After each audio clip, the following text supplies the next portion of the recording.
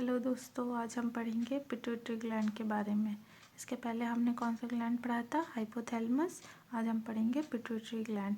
Pituitary gland भी बहुत important gland है। इसके दो पार्ट्स होते हैं, एंटीरियर और पोस्टीरियर। ठीक है, एंटीरियर को हम पार्स डिस्टाइलिस भी बोलते हैं और पोस्टीरियर को पार्स नर्वोसा भी बोल सकते हैं।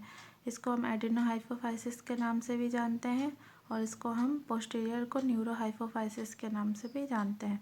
एडिनोहाइपोफाइसिस को बेसिकली हम दो पार्ट में और डिवाइड कर सकते हैं, कह सकते हैं हम पार्स डिस्टाइलिस और पार्स इंटरमीडिया।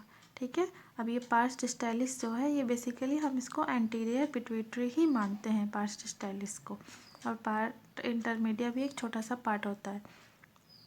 अब इनके हार्मोन के बारे में हम पहले देख लेते हैं, जो कि बहुत इंपॉर्टेंट है। अगर हम क्या है कि एंटीरियर पिट्यूटरी के कौन से हार्मोन्स है जो एंटीरियर पिट्यूटरी सिक्रेट करते हैं। सोमैटोट्रोपिन, जिसको हम अब इसके पहले वाले वीडियो में हमने बताया था ग्रोथ हार्मोन के बारे में, growth releasing hormone, growth inhibiting hormone, जो स्टिमुलेट करता है पिट्यूटरी को, और पिट्यूटरी उसके रिस्पॉन्स में क्या रिलीज़ करता है, ये सारे हार्मोन्स को। सोमैटोट्रोपिन को prolactin hormone, melanocyte stimulating hormone, thyrotropin जिसको हम थायराइड स्टिमुलेटिंग हार्मोन भी बोल सकते हैं। गोनेडोट्रोपिन में कौन कौन से हार्मोन है जो पिट्यूटरी रिलीज़ करता है, वो है FSH और LH। ठीक है, और क्या है last one, corticotropin, adeno corticotropic hormone भी हम इसको कह सकते हैं। अब इसके बारे में डिटेल में मैं बताऊंगी आपको। आप यहाँ फ़िलहाल अभी हार्मोन के नेम देख लीजिए। और अगर हम कहें पार्ट्स इंटरमीडिया कौन कौन से हार्मोन रिलीज़ करता है, ये एंटीरियर पिट्यूटरी में ही आएगा, पार्ट्स इंटरमीडिया भी और पार्ट्स डिस्टाइलिस भी। तो पार्ट्स इंटरमीडिया कौन सा हार्मोन रिलीज़ करता है, एक ही हार्मोन रिलीज़ करता है, वो है मेलानोसाइट स्टिमुलेटिंग हार्मोन। यहाँ स्टिमुलेटिंग की स्पेलिंग मैंने शॉर्ट फॉर्म में लिखा है, आप इसको समझने में कंफ्यूज मत होइएगा, ये स्टिमुलेटिंग लिखा है। ठीक है, और अगर हार्मोन की बात करें हम, जो पोस्टीरियर पिट्यूटरी रिलीज़ करता है वो है सिर्फ दो हार्मोन और बहुत इंपॉर्टेंट हार्मोन, ऑक्सीटोसिन और वैसोप्रेसिन। ठीक है, तो ये रहा हमारे एंटीरियर पिट्यूटरी के हार्मोन। ये भी एंटीरियर पिट्यूटरी के ही हार्मोन है, बट ये पार्ट्स इंटरमीडिया के हार्मोन है स्पेसिफिकली अगर हम बात करें।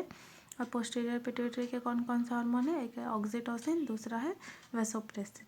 ठीक है, अब हमने बताया कि हाइपोथैलेमस में कुछ छोटे छोटे सेल्स प्रेजेंट होते हैं जिनको हम न्यूरोसेक्रेटरी सेल्स बोलते हैं। वो कुछ हार्मोन रिलीज़ करते हैं। इसके पहले वीडियो में मैंने आपको पढ़ाया था, कुछ हार्मोन्स रिलीज़ करते हैं, दो टाइप के होते हैं, कौन कौन से, रिलीजिंग और इनहिबिटिंग हार्मोन। वो हार्मोन पिट्यूटरी तक कैसे पहुँचते हैं हमने बताया था ना, पोर्टल सर्कुलेटरी सिस्टम की मदद से। तो ये हमारा इस वेन की मदद से ये पिट्यूटरी तक पहुँचते हैं, हाइपोफाइसिल पोर्टल वेन। और हाइपोथैलेमस और पिट्यूटरी दो कनेक्टेड होते हैं, किस पोर्शन की वजह से कनेक्टेड होते हैं उसको हम कहते हैं, जो जॉइंट करते हैं हाइपोथैलेमस को या पिट्यूटरी को, जिसको हम बोलते हैं इन्फंडिबुलम। ठीक है, अब हम एंटीरियर पिट्यूटरी और पोस्टीरियर पिट्यूटरी को डिटेल में स्टडी करेंगे। एंटीरियर पिट्यूटरी को और हम क्या कह सकते हैं, पार्ट्स डिस्टाइलिस और एडिनोहाइपोफाइसिस भी बोल सकते हैं। इसमें कुछ एपिथेलियल सेल्स प्रेजेंट होते हैं, वो कितने टाइप के होते हैं, 5 type of epithelial cells present होते हैं किसमें, एंटीरियर पिट्यूटरी में। ठीक है, अब आप इसको पूरा समझ लीजिए, ये आपका पूरा समरी हो जाएगा हाइपोथैलेमस और पिट्यूटरी का। अगर आप इसको समझ लेंगे तब आपको पिट्यूटरी समझने में कोई दिक्कत नहीं होगी, अगर आप इस फ्लो चार्ट को समझ लेंगे। अब आप ध्यान से देखिए, यहाँ लिखा है हाइपोथैलेमस, यहाँ लिखा है पिट्यूटरी और यहाँ लिखा है हमारा टारगेट ऑर्गन। ठीक है, अब रहा हाइपोथैलेमस का। हाइपोथैलेमस सिक्रेट करता है दो हार्मोन, जिसका नाम है growth hormone releasing hormone, growth hormone inhibiting hormone. ये है थायराइड रिलीजिंग हार्मोन, ये है gonadotropin releasing hormone, prolactin releasing hormone, prolactin inhibiting hormone, corticotropic releasing hormone. ये सारे हार्मोन्स ये हाइपोथैलेमस के हैं। अब ये क्या करते हैं, ये स्टिमुलेट करते हैं पिट्यूटरी को। पिट्यूटरी के कौन से पार्ट को आप ध्यान दीजिएगा, एंटीरियर पार्ट को। ठीक है, स्टिमुलेट करते हैं ये दोनों। ठीक है, और जिसके रिस्पॉन्स में एंटीरियर पिट्यूटरी क्या, एंटीरियर पिट्यूटरी में एक सेल्स प्रेजेंट होता है जिसको हम कहते हैं सोमैटोट्रॉप। ये इसको स्टिमुलेट करता है। उसके रिस्पॉन्स में सोमेटोट्रॉप क्या रिलीज़ करता है, कौन से हार्मोन रिलीज़ करता है, सोमेटोट्रॉपिन।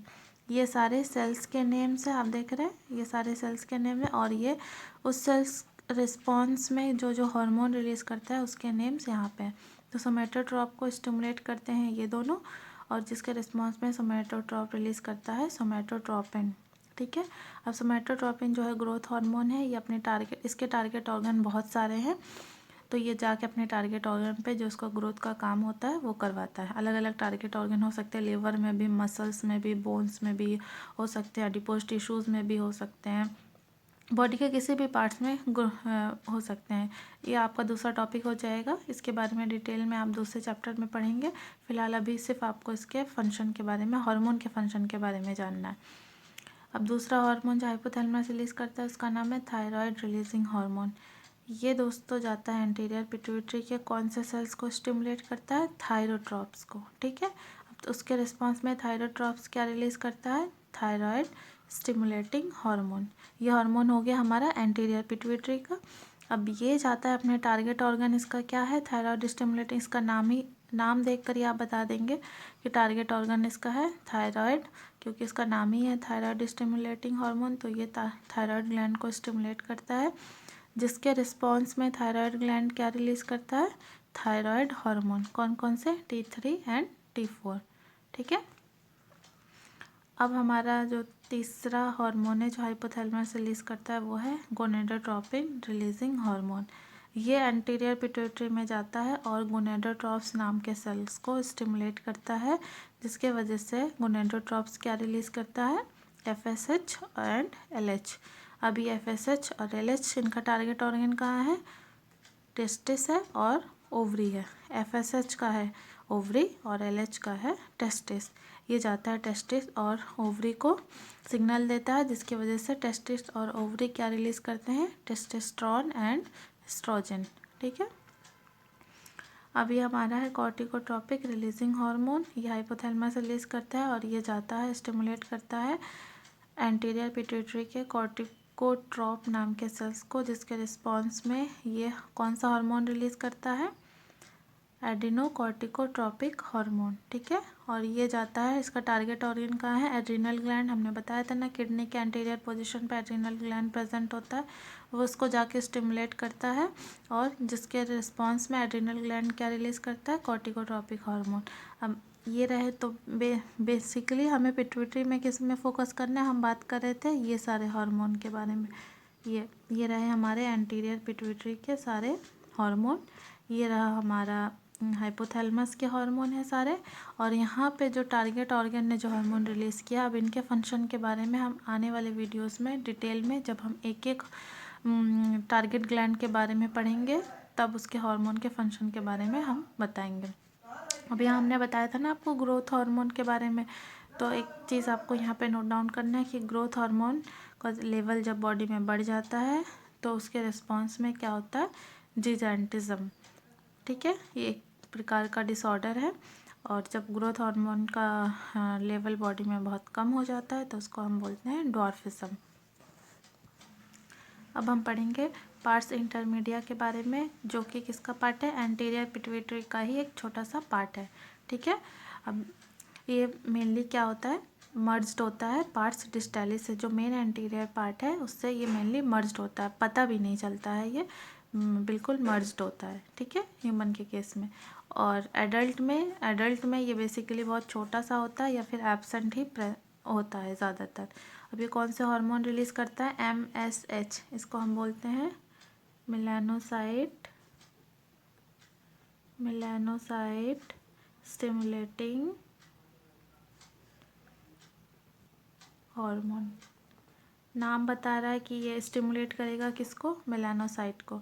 ठीक है, स्टिमुलेट या फिर हम कह सकते हैं एक्टिवेट करेगा मेलानोसाइट को। मेलानोसाइट्स कहाँ प्रेजेंट होते हैं, स्किन में। आप सबने इसका नाम तो सुना ही होगा, मेलानोसाइट का स्किन में प्रेजेंट होता है। अब ये जब MSH इनको एक्टिवेट करता है मेलानोसाइट को, तो ये सिक्रेट करते हैं क्या, मेलानिन।